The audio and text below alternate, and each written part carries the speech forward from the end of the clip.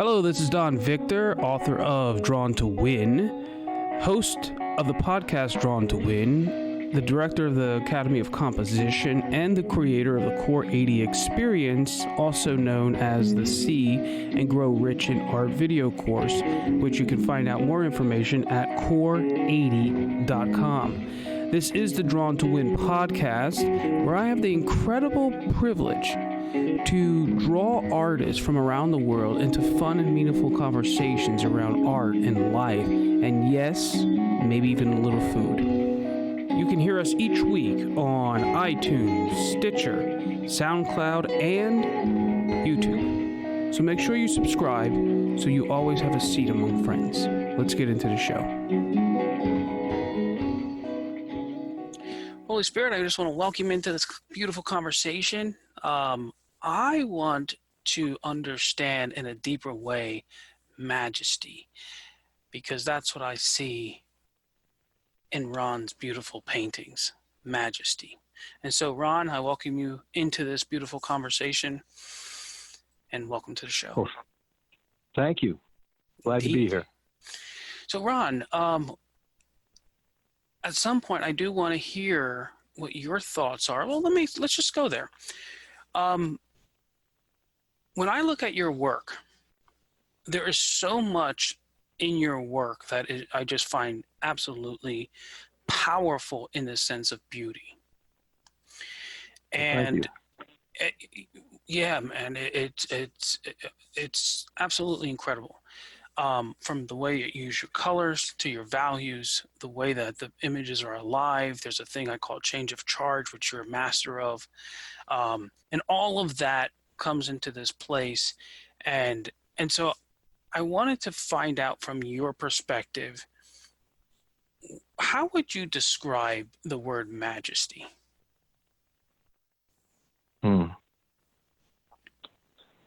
Something that has a grandness to it, something that can stand on its own, so to speak, and is in a majesty point of view, standing on its own is like a whole world unto itself. Wow, that's beautiful.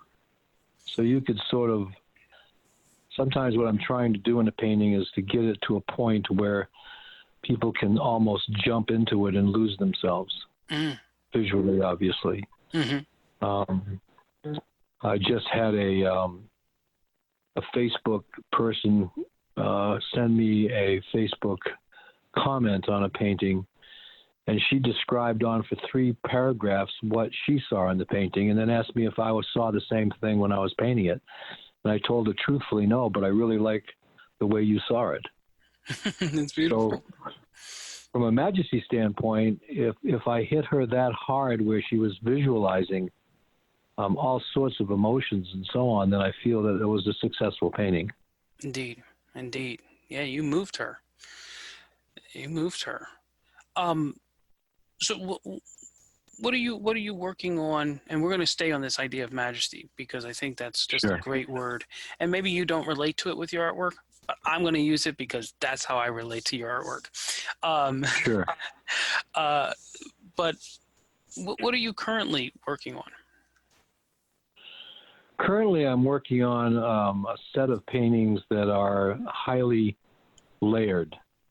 And it's a technique that Maxfield Parrish used to use. And I'll do up to generally 5 to 6 layers of thin paint per layer and a coat of varnish in between each layer. And by doing that, what I'm trying to do is, in a sense, electrify the colors.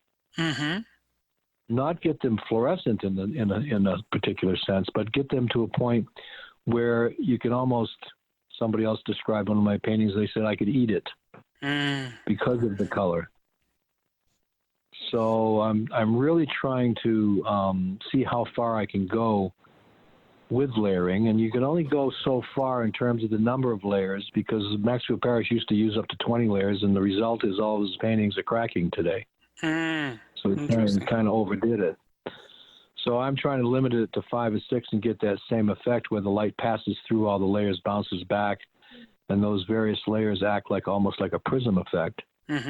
And if you show a very small amount of light on the painting, if it's really successful, then the light looks like it's emanating from the painting. Exactly. There are parts of your paintings, especially in your blues.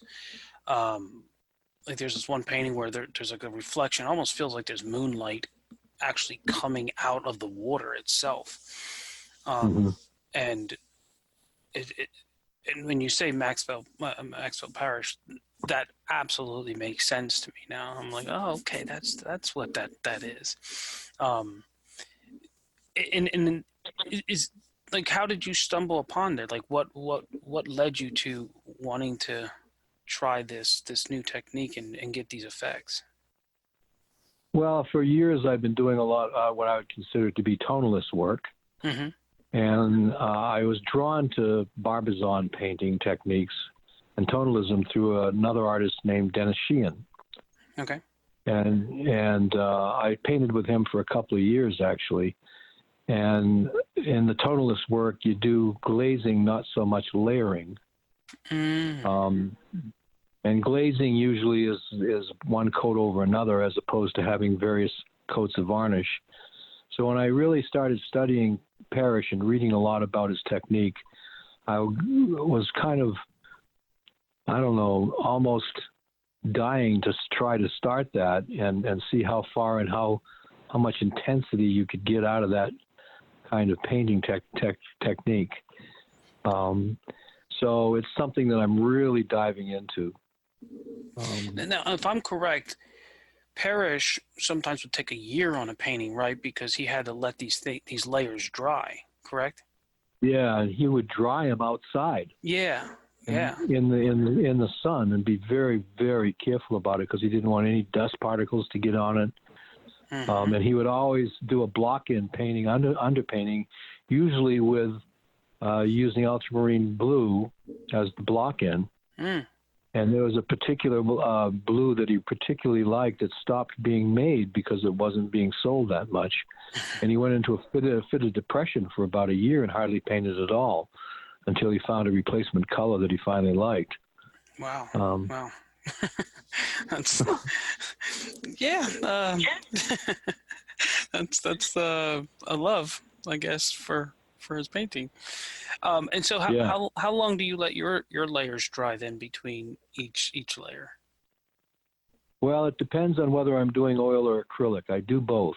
Okay. And sometimes what I'll do is I'll do an underpainting in acrylic, and that dries within a half an hour. Then I can start glazing over it with oil. But usually if it's oil, I'm using liquid as a drying agent, and I usually let it dry for 2 to 3 weeks. So I usually have 8 to 10 paintings going on at the same time. Wow. In various stages. Now, to be able to do that, you don't sound like the typical artist who is, let's say, undisciplined and just waiting around for inspiration to strike them and then go run off and do something by the end of the day. No, the problem I have is it just seems endless paintings in my head. So I'm always wanting to get going on the next painting. So I have to discipline myself very, very carefully to make sure I finish a painting, because I get anxious to start a number more paintings. So that's the problem that I have with my own self in terms of disciplining myself to finish the painting. But I find if I try and do like a sit painting, if I sit down in one session and do a whole painting, I'm not as satisfied. Even though it might come out good, I'm still not as satisfied as if I do it over days or weeks. Because when I come back to the painting every day or every other day, I see something new that I otherwise wouldn't have seen. So having that time to reflect on the painting and let it sink in, and sometimes I'm not doing a painting that's necessarily a particular place or a particular view. I'm just doing it out of my head. Beautiful. And when I do those kind of paintings, I call them improvisational paintings. I usually start with the darkest, ugliest color I can mix and just slap on with an 1.5 to 2 inch house brush, various strokes, and then start looking for shapes and then start developing it from there. Oh, wow. Kind of thing. That's beautiful. So that's kind of like your sketching, your gesturing. Yeah, but it's not necessarily sketching from a drawing point of view. It's really trying to get general shapes in a representational point of view, and then start developing, the landscape from there. I also do the same thing with seascapes, although I don't do as many of those as I do landscapes. Is it when you put that on with that brush? Is it kind of like you're doing almost like a Rorschach type of test, or like when you're a kid looking up at clouds and trying to find shapes in animals and things? Meaning, like, are you allowing that to kind of just stimulate your imagination, and then you're kind of led in that Yes. process? Oh, that's beautiful. Yeah, what I'm trying to do is create, almost in a sense, my own little world, in a selfish way, almost, kind of thing. And if I'm doing a commission for somebody where I'm doing an actual location, I also enjoy the fact that I've got artistic license and I can move a tree, for instance, 20 feet this way or that way. Indeed. And I get a big kick out of doing that. You're like, boop, boom. Yeah, when I was looking at your paintings, I could absolutely tell that you're a composer in that way, and not just a copier of a landscape. And there's just a very different feel for one who is engaging and connected that way versus someone who is disconnected and basically relying on, I once had a student, and he did this beautiful painting, but I'm like, dude, why is there a stop sign there? He's like, because that was in the photo. And I'm like, right? And so we end up coming up with this very aggressive chant, if you will, before he would paint, and which was beep the photo, right? And he would scream it at the top of his lungs before he would paint, and it ultimately broke that need to be a slave to a photograph, and he could actually use his imagination, move things, make the painting as it ought to be, not as the photo told him it was supposed to be, right? Right, so, right. Do you work from photos, or do you probably, or just out of your imagination, or do you go on location, or all of that? I go on location much of the time and do plein air, especially blocking in paintings. And I usually do that with other artists. So it's like nice. A communal kind of thing, and I enjoy painting with other artists and discussing the techniques and so on and so forth. But I'm also a musician and a composer, and I do a lot of composing. I used to have a recording studio where I did all film scoring work for about 5 years. Wow. And when I was much, much younger, I had dreams of being a concert pianist, but I found out I just didn't have the patience for it. So, but I still play quite a bit, and I still do one-piece composition every year, score for a particular producer, just to keep my fingers in it. But it's kind of this, I think that the composing music and composing a painting are much the same, and it kind of comes from the same place. Indeed. And a lot of times when I'm painting, I hear music with what I'm painting. And when I'm playing, sometimes I see the playing in graphic form as opposed to musical notation. Wow. I don't know how else to describe it. I'm so jealous of you, man. So jealous of you. Sometimes I also, these days, I've been trying to start another thing where I'm a painting that is, really firing the mechanism for music to come to my head. Sometimes I'll do a composition for the painting that was, sparked by the painting. And if somebody buys the painting, they get that composition as part of the work. Wow. I was just going to say that, but you got there first. That's incredible. I so love that idea. Oh my God, dude, you're awesome. That's incredible, man. That's incredible. Well, it's kind of neat. I got a collector that I saw about 2 months ago, and he said he bought a painting where it was a composition that went with a painting from me about 3 years ago. And he said to me, I just want you to know, I get up every morning, I get my coffee, I sit down, I turn on that music and look at that painting, and that's how I start my day every morning. Wow. Which I thought was a real nice compliment. I'm not so sure I would do it that every morning, but That's beautiful. That's gorgeous. That's an experience that he's, it's setting his ears and his eyes and both of them leading his heart in the right place. Right. That's impressive, man. I'm not, well, I shouldn't say I'm not, well, yeah, I'll say I'm not musically inclined, even though I used to play saxophone and things in a jazz band and whatnot. But I've always been amazed when I hear people say, oh yeah, I can hear music in my head. And I'm like, how do you do that? And I get it absolutely visually. And even like when composing poetry, that I get it that way. But when it comes to music, I can read music, but I can't author it, and I can't hear it inside me. And it's and it's something I've always been jealous for people. And then to find someone like you who can do both of those, oh, dude. But it makes sense. If I had to choose, music is something I choose to do, but painting, I think, chooses me. So painting is always number one. That's and I think it's more of it's a fantasy world type of thing for me anyway. It's really an escape where I'm trying to create that perfect world for the way that I feel it. And I say feel it, which is important because it isn't that I see it in line form and so on, but you can actually feel it. And then to translate that feeling into an actual visual object on canvas is where I think is the most fun. Indeed. I agree with you 100%. When I was looking at some of your paintings, what I realized was you're doing something that I call a change of charge.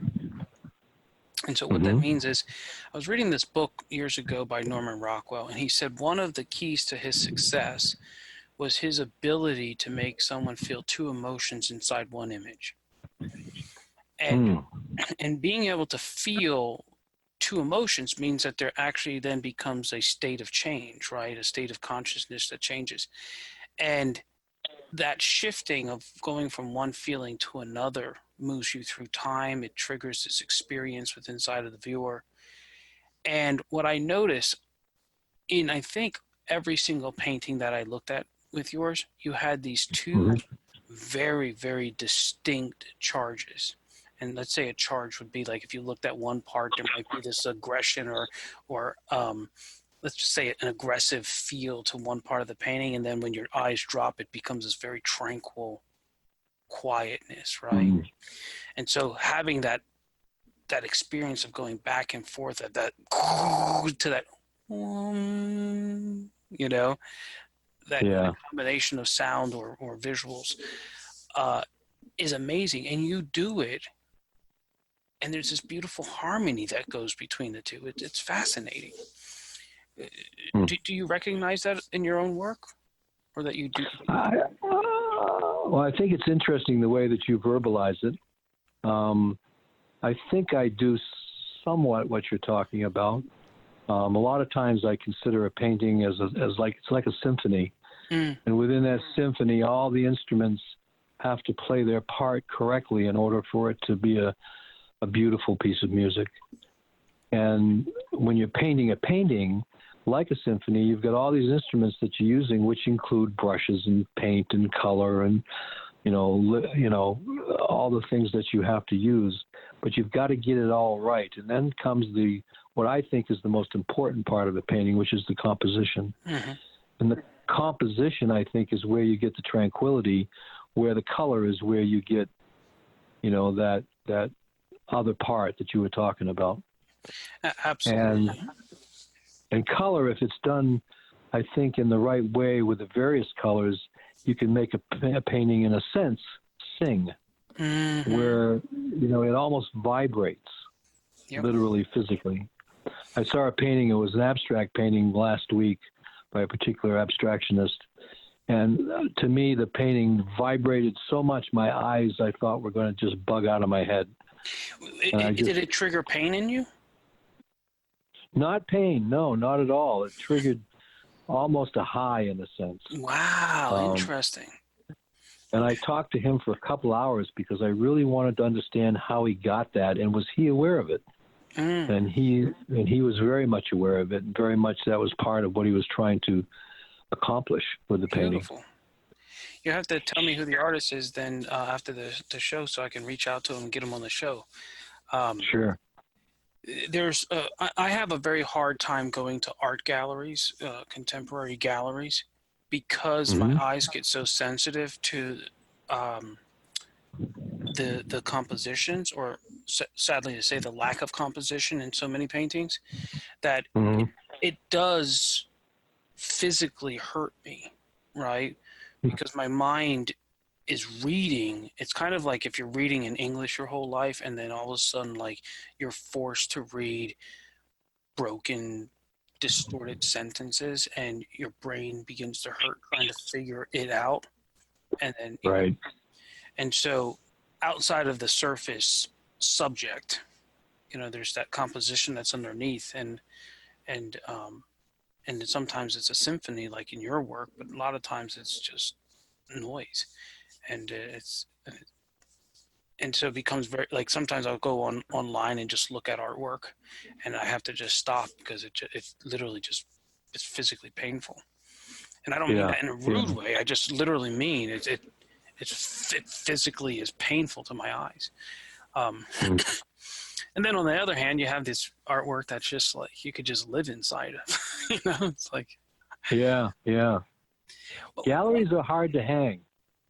Yeah, what do you mean? I think it's almost an art form to hang a gallery in a way that's really pleasant for people to look at. I've seen too many galleries where they have the wrong paintings beside each other. Interesting. And it isn't doing the artist, any big favors that by doing it that way. So it's a really art form, and there's a lot of galleries that do a really, really good job of it, but there's a lot that don't. Yep. And so you got to have the eye for it. Yep. It's like you got to see the whole and then build from there rather than just hanging stuff up.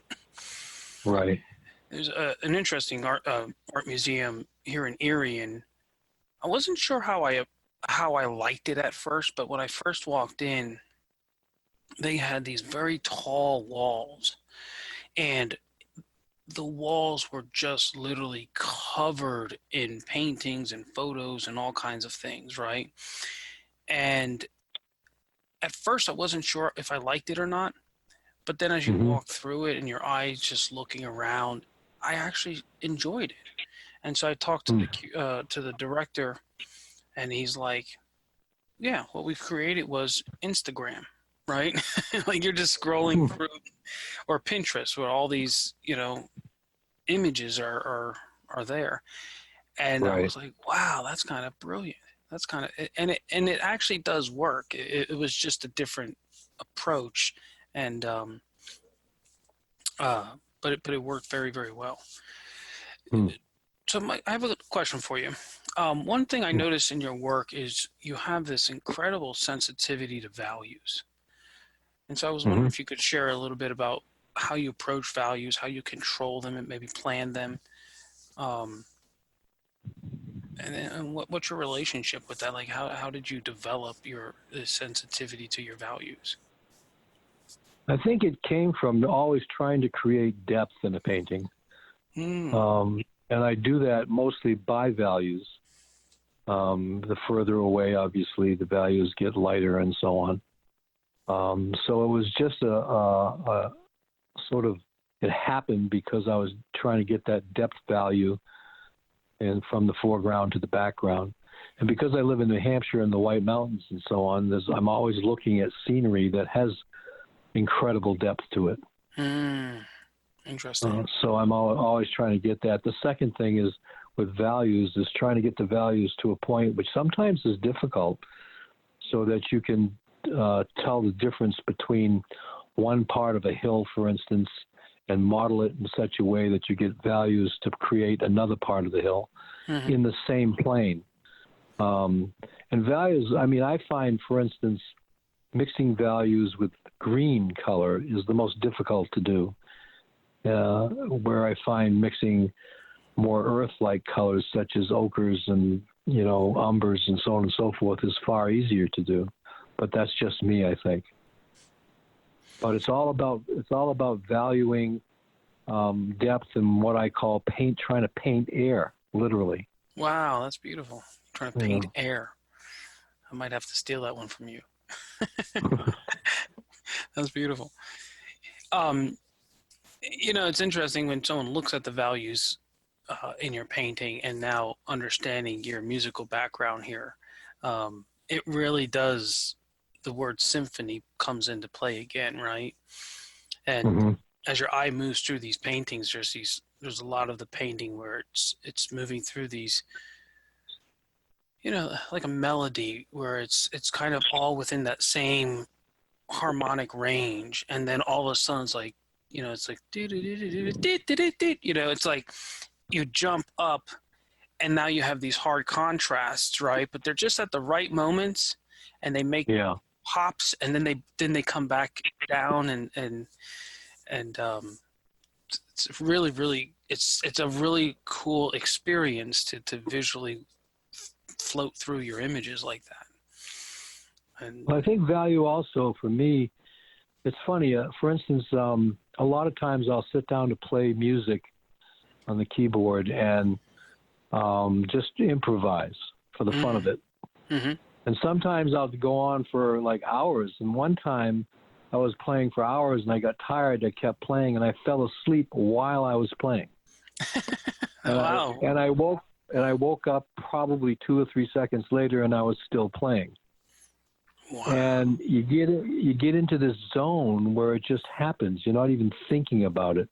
Yep. And sometimes when I'm painting, this thing happens. I get into this zone, and when it comes to values, I'm not even thinking about how I'm going to mix that value. I just do it. It's very, very hard to just verbalize, but it's getting into this zone, for lack of a better term. And values then become easy. If I think about it too much and try and scientifically mix for value, then I usually screw it up. Okay. I get you.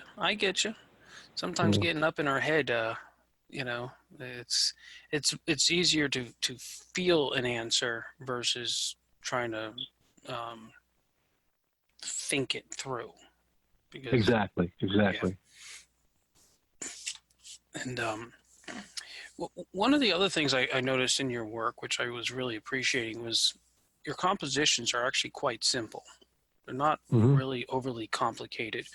And so the shapes that come out of them, you might have one tree or like a nice curve landscape or something, and it's almost silhouetted in a way. And yet there's so much depth. I mean, you can almost feel the sensation of grass without feeling like you've actually painted every single blade of grass, right? Right. And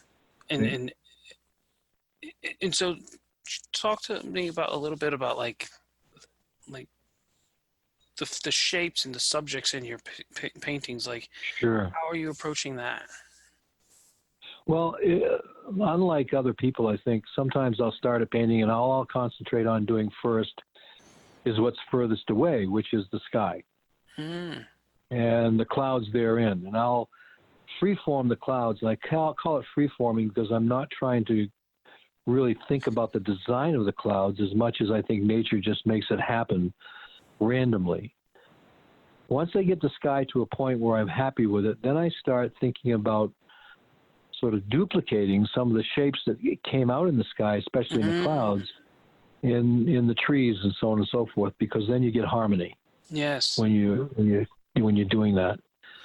So that's part of it. The other part of it is when I was a kid, 7, 8, 9, 10 years old, I drew all the time, and I painted silhouettes all the time. Mm-hmm. I used to love to paint silhouettes of three-master ships with the sails and all that sort of thing. So it was like a blue background with black silhouettes, and I was just hung up on that. And sometimes I think because I'm painting a composition that's in my head of a scene, maybe with a couple of hills or mountains in the background, the sky, and then there's trees. And I always have the age-old 1/3, 1/3, 1/3 rule, where I usually have 1/3 is land, usually in the bottom of the painting, and 2/3 the sky above it with trees sticking up. And then there's water somewhere, usually a swale of water somewhere hidden in the grass. And for many years, I worked on techniques to represent and show visually what grass is, but not, like you said, paint every blade. So, what were some of your failures when you went through that? When you're like, I didn't hit it right, or were some things you were doing that ultimately you had to let go or modify? No, it was more about getting how to handle a brush in a particular way. And then also another technique that I often teach, do classes, and I teach people how to take a brush and put enough paint on it, then you scrub most of it off. And then you start layering that paint on by scubbling it in a particular direction, and you can create what looks like in the long, especially in the distance, grass or weeds or whatever. Mm-hmm. So in but a way, getting you're the right. I'm sorry. I was going to say it's all in how much paint is still left on the brush to make it successful, it seems. I never thought about it this way before, but listening to what you're saying, it's almost like you're trying to focus on capturing the texture of a grassy place rather than painting the grass itself. Yes, exactly. And trying to, capture subtle shadows in the land itself. Yeah. I think when we do that, like you said earlier, painting air, right? The mind looks at it and it's not trying to find the nouns in a sense that it's looking at, but it's experiencing the verb that's occurring. And so if you want the eye to move up and gently over a mound of grass, as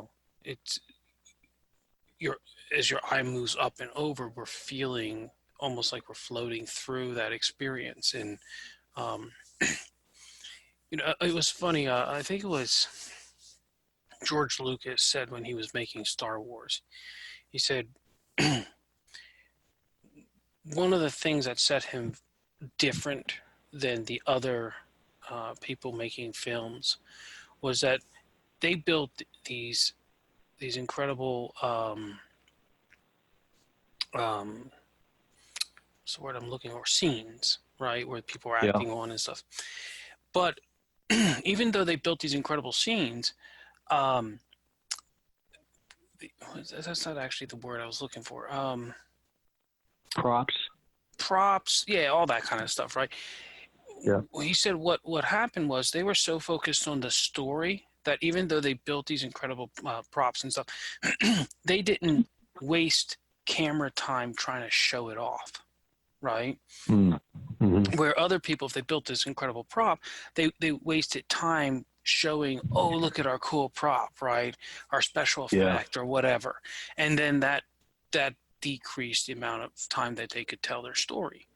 And so I think in a painting it's very similar, where if you focus on the story or that feeling that you're trying to share with the viewer, then the need for details kind of drifts away, because it's what becomes important is that experience, not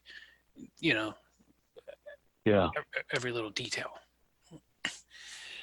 Well, I also found that if you're trying to show grass, for instance, I find now and then that you can put in a clump of color, so to speak, and then just paint in a couple of blades of grass shooting out from the top, and that's all you need to get the point across visually. Yeah, and the mind fills the rest of it in. Right. Now, some artists enjoy and are patient enough to enjoy all that detail and painting it all in, which is fine if that's what they really like doing. Yep. But when you study the Impressionists and how they seek to provide a brushstroke that in fact somehow represents something that your mind will visually say, oh yes, that's grass, or oh yes, without even thinking about it. That's a really, I think, important part of Impressionism. I agree. I once took a workshop where the guy that was teaching the workshop gave us all a 6x8 panel and gave us a photograph, an 8x10 photograph of a scene, and said on that 6x8 panel, you've got 10 strokes to paint this. That's it. So it forced us to think about every single stroke before we laid it down to try and get it across. And I found that to be a very teaching, useful exercise. And now and then I do that on my own just for the fun of it. Wow, I love that. I'm going to steal that one too. What I love about that, and also the silhouetting that you did as a child, it makes me think of Japanese process. So like in Japanese, they have these things called the noten, which are basically these black and white, silhouetted. It's laying out the composition of your art within it's basically just black and white. And, right. AKA silhouette. But also, if you like, when I think of when they're writing their kanji and the letters and stuff, just that brushwork to be able to write with those lines. When you were saying that you had to translate this photo into those 8 lines and into those 8 strokes, it made me think of, if done right, it almost probably looked very, I don't want to say graphic, but could you do like a painting and like, oh, that's a landscape in 8 strokes, or was it more just capturing the essence of that landscape? Everybody did it differently. Some people are trying to just capture the essence, and it became an abstract representational kind of thing. And some people really tried to get it as realistic as possible with those number strokes. He was also trying to teach something he called the master stroke. And that was to take that same, once you've got the painting, what you think is done, take a look at it and say, I've got one more stroke to put on. Where would I do it? What stroke would that be? And hopefully it would be taking that painting from a really nice painting to a really great painting with one stroke. Yes. And he would show us examples where a particular artist, especially in the past, would have this 1 or 2 strokes somewhere in the painting that really made that painting something. Yep. I don't know if it's the Japanese or the Chinese, but they would call that the dragon's eye. Be this one little, I like that. one mark that you would make, and oftentimes it, not only the mark itself, but the color in which you're using. And right. The Impressionists, they call it the soloist. So if you had this choir, so like if you look at Impressionist paintings, or even Asian paintings, and you take your thumb and you cover up, let's say, like a Monet painting, you might see these little red flowers, right? But if you cover that up with your thumb, all of a sudden the painting dies. It just loses life. And with that little dragon's eye or those soloist colors, you reveal it, and it activates all the colors in the painting. And so that master stroke, I like that. Who was that teacher? That teacher, I'm trying to remember his name now, is a teacher I had in college in a painting class. I'm trying to remember his name. But the other, I have a friend, an artist friend, who does something similar to that. But what he does at the end of each painting, when he's done, finished painting the painting, he takes a palette knife, takes a particular color, and puts just a sliver of paint on the edge of that palette knife, and always on the landscapes makes one horizontal line somewhere. Wow. And it changes the whole painting sometimes. Yes. Especially if it's on the edge of a banking with water. kind of thing, glistening with these little teeny line of light color. Yeah. But, yeah, I always use the illustration, the mind when it's looking through a painting, it's in a desert, and it needs, and if you never have it come to that oasis, so if this orangey hot desert, and then it doesn't have that juxtaposition of that moment of cool, it doesn't feel satisfied. And Right. and so we want to always make sure that we're giving it a place where it can either rest, or if it's going through rest, that it can get excited, right? Like that little shift. And so I like that little color, that horizontal that you said. That's beautiful. That's really cool.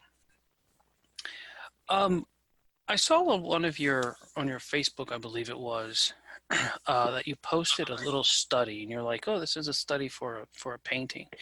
Do you do a lot of studies? I would say not a lot, but I'd say 15 to 20% of my larger paintings came from a small, 9x12 painting that I did as a study for it. Okay, cool. And do you do most of your paintings? Do you do them and then sell them as your artwork, or is most of your work based on commission? No, I'd say about 20% of my work is commission. Okay. 80% of it is sold. And the reason it probably could be more, it could be 50-50, but I had to learn a long time ago to say no to certain commissions, because if I'm not inspired with what they want me to paint, then I'm not going to do a good job, so I might as well not do it at all. So I don't do a lot of commissions. I do commissions that either, one, interest me, or two, is somebody that I really want to do a nice painting for. That's awesome. There's a book called Book Yourself Solid, I think is the name of the book. And I was just having a conversation with another artist about an hour before we talked, and she was telling me about this book, and she said that in the first chapter they talked about this thing called your velvet rope policy. And the idea was that at the Academy Awards, there's this velvet rope. And on one side are your stars, and on the other side is everybody else, right? And without that velvet rope, there would just be chaos. And so the point was, as one who owns a business, you need to have a velvet rope policy. You have to know who are the people you want to work with and who are the people you don't want to work with. And so one of the ideas that they were saying was that if you're done with a client and you feel exhausted and weighed down and that kind of feeling, then that's probably not someone you want on that side of the rope. But if you're finished with something and you feel ecstatic and more energized, then that's probably somebody you want to do business with. And interesting. And so she was telling me a story where she had a woman who did, at the end of doing the work, she just didn't feel as alive, for her other clients. And the woman said, "Hey, I will pay all your expenses for the month if you provide your service to me once a month. And I'll pay you $4,000 a month, right? Just do the hairstylist just to cut her hair." And she turned her down because she had that policy. This is the type of people I want to work with, even though it was an incredible deal. So that's brilliant. Like when you went through that time, because I'm sure a lot of artists are out there who are just like, I got to pay the light bill. I got to take whatever. Sure. And they don't really see the power in saying no. Share with us, like when you had to go through that and you were, developing that ability with inside yourself to say, these are the kinds of commissions I want, and these are the kinds that I don't want. what were some of the things that you were looking at that was telling you stay away? I guess my own mental health was keeping me away. Okay. You know? On top of that, I remember I took a commission that I shouldn't have, and it took me forever to start it. And then when I got it started, it took me forever to finish it because I was just completely uninterested in it and was not motivated to paint it. And after that experience, I said, I just can't take these kinds of commissions any longer because fortunately the client was happy with the end result, but I'm always afraid that I've never had this problem, but I'm always afraid that some client's not going to be pleased. And then then I don't know what I'll do. I'll probably swell up and die until next week or something. But that experience taught me a lesson to learn how to say no, but always try and shoot the business to somebody else that wants to do it. That's great. That's cool. So that way you don't let the client down hanging, and you're helping them fulfill what they want, but you're also protecting yourself. Right. That's cool. So on the flip side, Yeah. I was going to say that. Okay, sorry. You go. I was going to say, when it comes to putting food on the table, sometimes an artist has to do something they don't particularly enjoy doing because they got to put food on the table. Sure. But you have to be really careful with that, and sometimes you have to suffer a bit, especially if you want to protect your margins. The other problem that artists have is, let's say they're trying to sell a painting for $4,000 and somebody offers them $2,000, they grab it. But you have to be really careful with that because once you start destroying your margins, it's hard to gain it back. Yeah. Wow, that's beautiful. There's a great video I watched the other day. It's called the company's called Future. It's a graphic design ad agency. But the head guy there, he does all these incredible educational videos, and one of the videos was on cost, the difference between cost, value, and pricing. And he said most artists, they sell cost, right? Well, it cost me this X amount of time. I put this many hours, whatever.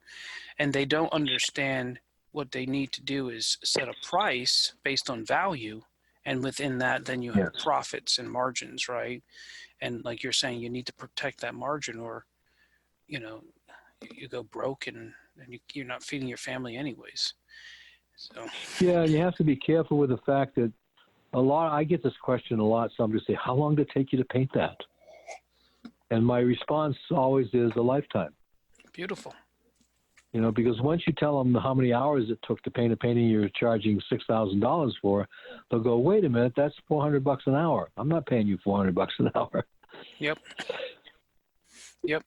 So it's not this necessarily, the amount of time it takes to do something. It's what you went through to be able to do that painting, regardless of the amount of time. It's more about usually the size when it's per square inch.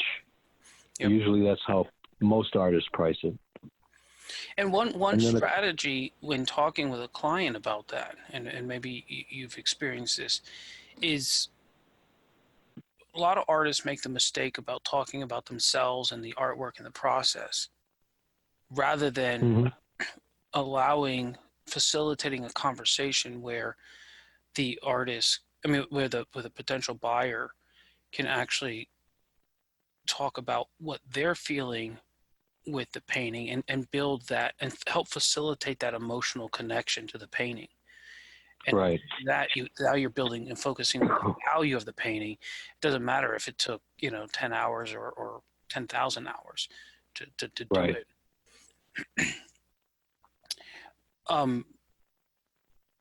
So on the flip side of learning how to say no, what's a story or an experience that you had where you're like, ooh, yes to that?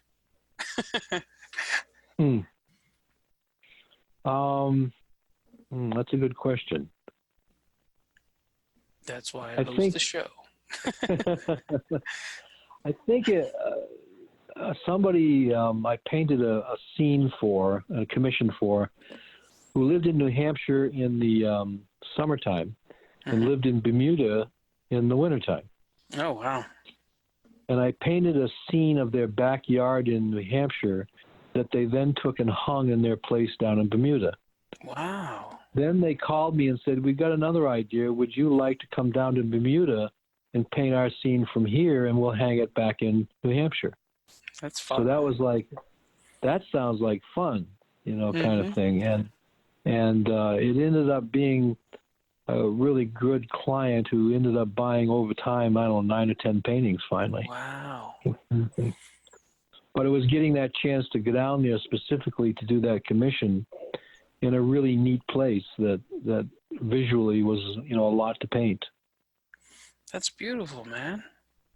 So When I hear that story, what I'm hearing is working with obviously clients who can afford the paintings, but more importantly, there was a funness and a creativity, and like, wouldn't it be cool to take Bermuda and put it in New Hampshire into Bermuda? Like, I would love to work with people like that who have that. yeah, That there's a funness in that creating their own little world. exactly. That's beautiful. Oh. That's really nice. So, Mr. Ron, as you're working on your stuff right now, trying to tap into the spirit of Maxville Parish, where do you see yourself going in the next 5 years or so? Like, where do you see Ron in a few years? I don't know. It's almost one day at a time, but I've got an idea that I'm going to try to do this summer that I'm looking forward to doing, and that's, I live in an area of the state of New Hampshire where I'm very close to a town called Cornish, New Hampshire. And Cornish used to have an art colony at the turn of the century, and Maxfield Parish lived there and was part of that, by the way, later. And it was where Augustus St. Gaudens, a famous American sculptor, lived and started the studio, and then other artists moved there and followed him. People like Willard Metcalf and so on and so forth would go there and paint. And one of the things I'm going to do that I've got an idea to do is to go over and take certain paintings that people like Parrish and Metcalf did of that area, find the spot that they used to paint, and paint the same scene as it is today. Wow. And then do a show in a gallery where the painting that I just did is juxtaposed against a photograph of that painting that artist did back in 1902 or whatever. I love that. That's awesome. I think that would be music with that too. Yeah. I just think that would be such a fun thing to do, but it would also be almost a feeling of historically doing something that could be important. Indeed. I don't know if you ever, if there's any grants or anything around there for you to help finance the production of that work, but it might be something you may want to look into, because that, like you said, the historic quality of that's beautiful. I love that idea. Wow. Yeah. Very cool. If that works out, then I want to do a bigger project on a similar vein in the White Mountains in New Hampshire, where between 1845 and 1885, there was a huge White Mountain school that was, generated up there with hundreds of artists that used to go there in the summer and paint for the industrialist patrons that came up there for vacation. Wow. So that's cool. The same thing. Yeah, I could actually see that becoming a movement, where painters go to these different locations and kind of tap into those artist community areas and do contemporary paintings of old locations like that. And, right. And you could be the king of the whole thing. No. So, if you're painting in your studio or composing music at the piano, and an artist happened to pop their head in for a cup of coffee with you, what would be something that and they asked you for advice, what would be something that you would want to share with them on being an artist and being on their path? I guess probably two things. One is to just simply keep painting. Don't stop. Number one. Number two is while you're keep painting, try and look for and try and understand when you see it something that's going to stand you apart. That when somebody looks at your painting, they know it's your painting. So it's going to be something unique that you're developing in order to. Because if you want to paint like somebody else, and then essentially you're plagiarizing. Yes. You're not developing your vision. Yep. So it's really, and that's usually a very elusive thing to finally find and understand. Yep. But that's what I think keeps a lot of artists going, and that's what also makes some artists very successful because they've found that. I love your response to that. Kenyon Cox wrote right around the turn of the century. He wrote in this book called The Classic Spirit, and he was talking about how art was beginning to die. And he said one of the reasons because you had this industrial age, and he said what's happening is a lot of artists are not spending time in nature, and therefore they're losing this classic. They're losing this root,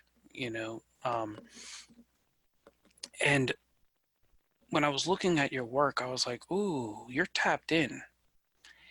I wasn't sure, but if I was a betting man, I would have betted that the images I was looking at were inspired out of your imagination, not necessarily copies of what was in front of you. Not saying that you only painted in the studio. And the reason why is because there was this beautiful connection that kept repeating itself through your paintings. And it made me think of what Kenyon Cox said. It made me think of Thomas Cole. And you could just feel that you weren't copying something. There was a genuine, authentic experience that was happening within you. And then you were communicating and sharing that through the painting.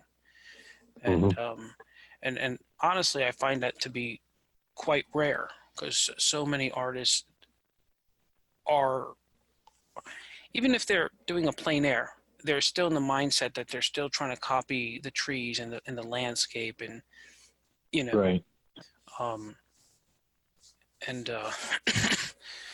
so yeah. I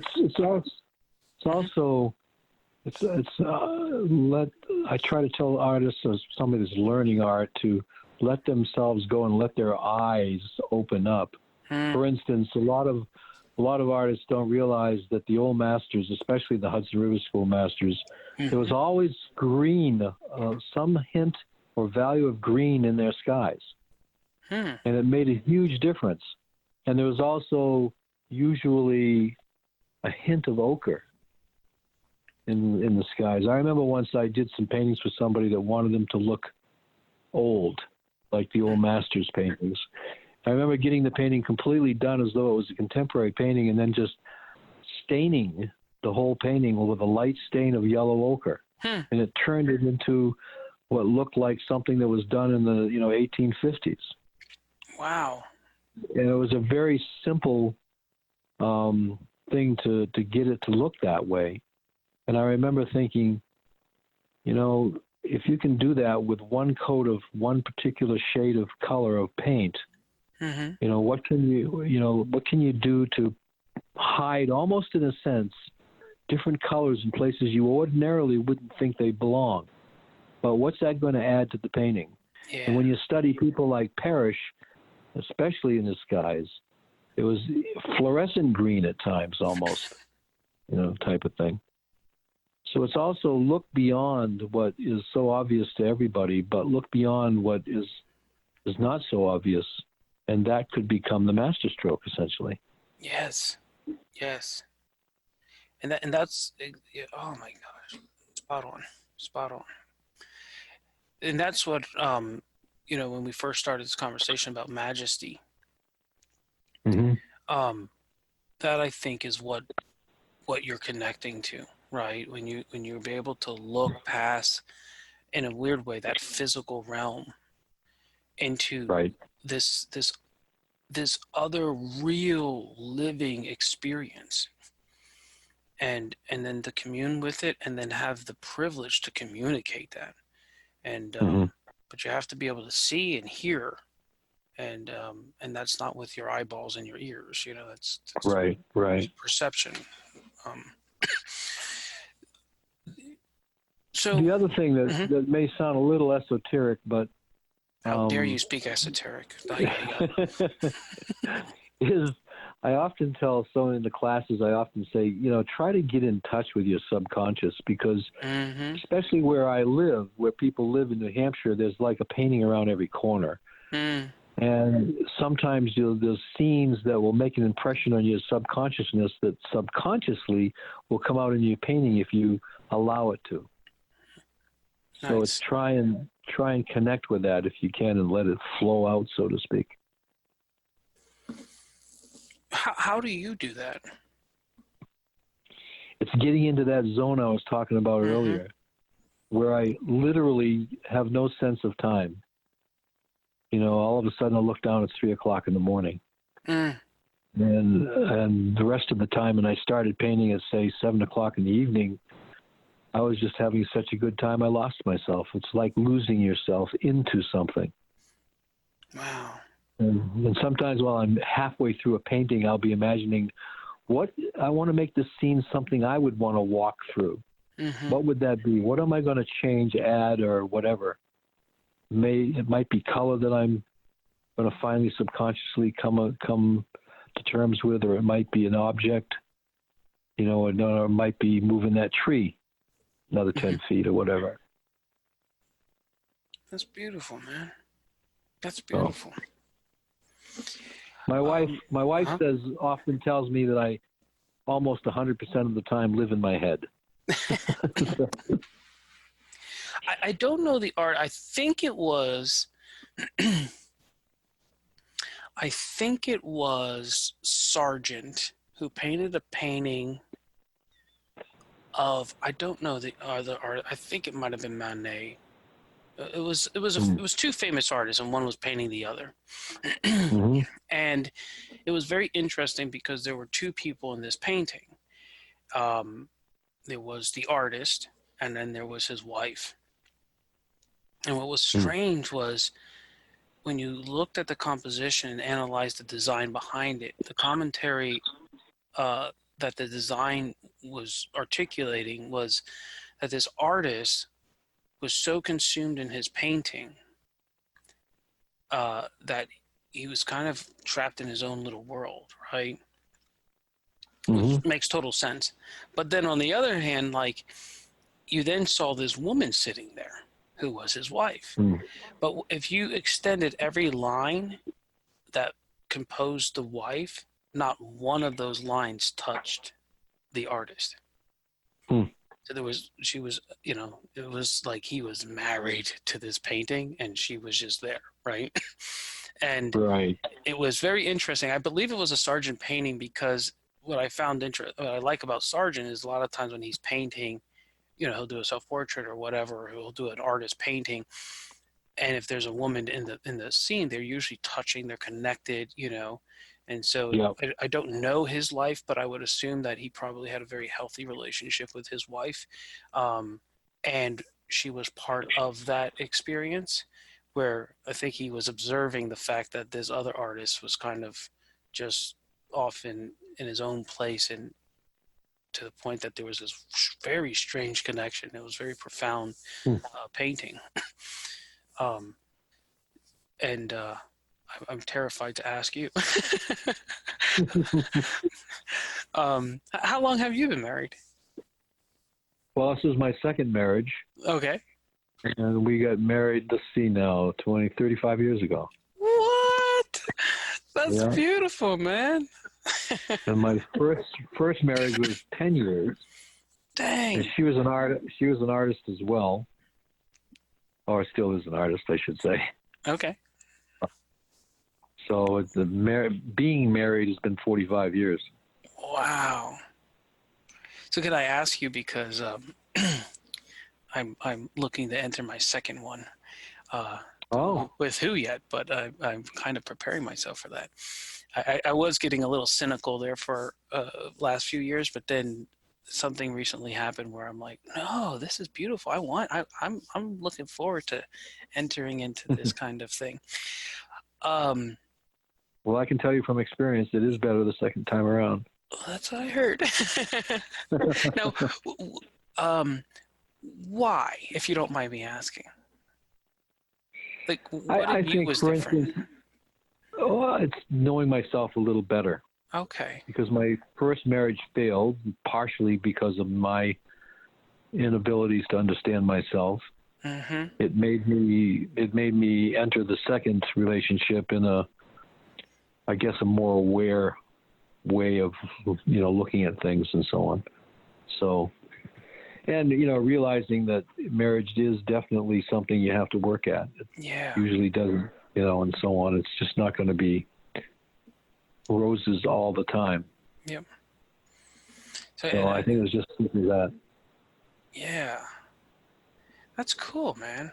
I have a friend who has a marriage that I envy, and in a good way. It's just beautiful, and that was the first thing he ever told me. He said, first thing, marriage is work.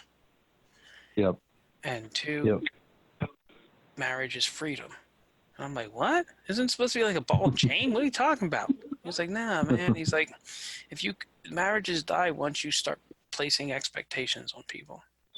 And so, and I was like, it took me 20 years to kind of like, and that was before I got entered my first one. So that was 20 years ago. And I'm like, and okay, so wise man.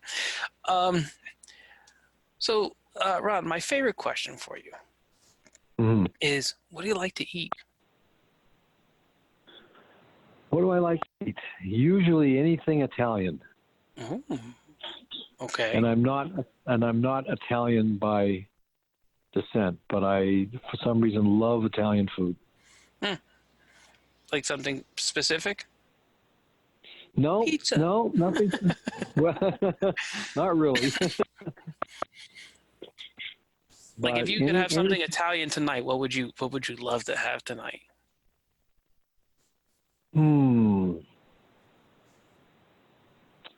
Some kind of pasta, basically, with a lot of good hot sausage, red sauce,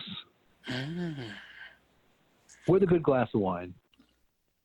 Of course. Yeah.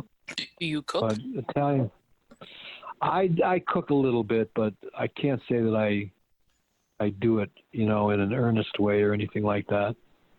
I also like, I guess because I'm from New Hampshire, I get into lobster and stuff like that. Nice, indeed. To have like a combination of the lobster and the Italian, like lobster-filled raviolis or something. Yeah. That sounds good, right? Yeah.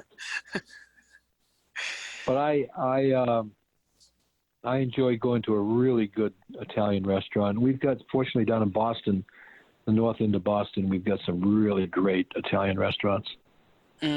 So it's usually worth a weekend trip just to eat at one of those. Wow, nice. Very, very nice. How far are you away from Boston? Where we live, I'd say we're about an hour and 20 minutes. Okay, so that's a nice little trip then. But totally doable for a night. That's nice. Yep. Very, very cool. Well, Ron, it was an incredible pleasure having this conversation with you. I find it was fun. Remarkable. Thank you.